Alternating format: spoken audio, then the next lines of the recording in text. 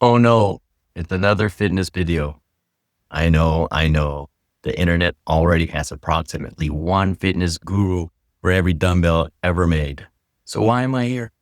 Well, honestly, because I'm old. I mean it. I'm an old personal trainer. Over 29 years in this industry. Wow. But that's actually my superpower. After obtaining my exercise science degree a long, long time ago, I've trained at high-end clubs, big box gyms, in people's living rooms, and I have my own facility. Yeah, I've been to all the rodeos. I've seen every fitness trend come and go, and somehow come back again with a new name. How does that work? What does that mean for you? Is that I've seen it all, and I can cut through all the noise and tell you what actually works, specifically for your age, your body, and your life. I'm Ed Slonsky. Welcome to the channel of the Old Personal Trainer. Please consider subscribing and giving this video a like. In this video, we're looking at starting or restarting to work out when you're completely out of shape at any age. So here's the struggle. Let's be real for a second.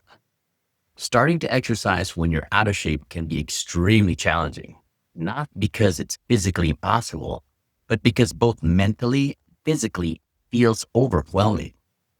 You're tired faster, you feel awkward, you might even feel embarrassed. And every time you think about starting, your brain goes, I'll do it tomorrow. But tomorrow turns into next week. Next week turns into next month. And suddenly you feel even further behind. So if that's where you are right now, this video is for you.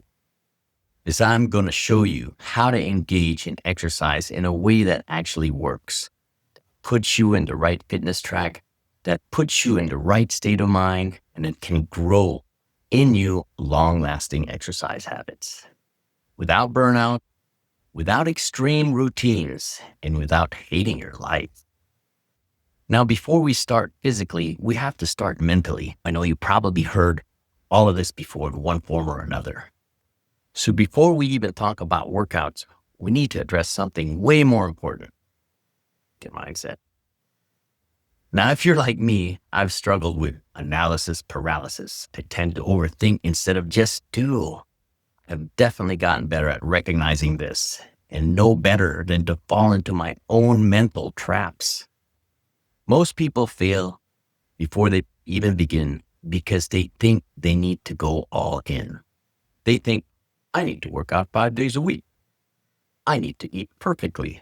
I need to push myself hard. No. That's exactly what gets people to quit. Instead, I want you to adopt this mindset. Progress over perfection. Do instead of overthink. You don't need to be perfect. You just need to show up.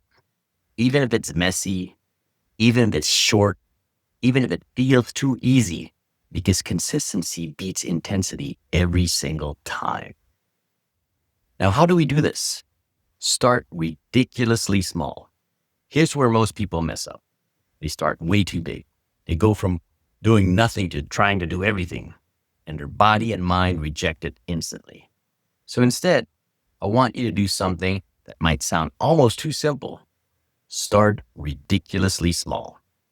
I'm talking 5-minute walks, 10 body weight squats, a few push-ups against the wall or on your knees. That's it. I know what you're thinking. That won't do anything. But if you think about it, it will. Because right now your goal is not to get in shape. Your goal is to become someone who exercises, someone who builds consistency. That identity shift is everything. So let me say this clearly. Consistency matters more than how hard you go. If you go super hard for 5 days and then quit for 3 weeks, you lose. But if you do something small every day, even if it feels easy, you win. So instead of asking, how intense should my workouts be? Ask, can I repeat this tomorrow? Because the best routine is the one you can stick to. Let's make this practical. Here's a super simple routine you can start today. Day 1, walk for 10 to 15 minutes. Day 2, rest or light stretches. Day 3, 5 to 10 squats, 5 to 10 push-ups on your knees or on the wall, 10-second plank. Day 4, walk again. Day 5, repeat your stretches. That's it. No gym required, no complicated plan, no pressure. If it feels easy, good. That means you're actually going to do it again. Avoid common mistakes. Let's talk about what not to do, because this is where most people fail. Mistake number 1, doing too much too soon. You get motivated, go all in, and burn. Mistake number 2, comparing yourself to others. Remember, you're not them. You're starting your own journey. Mistake number 3, waiting to feel motivated. Now remember, motivation comes after action, not before.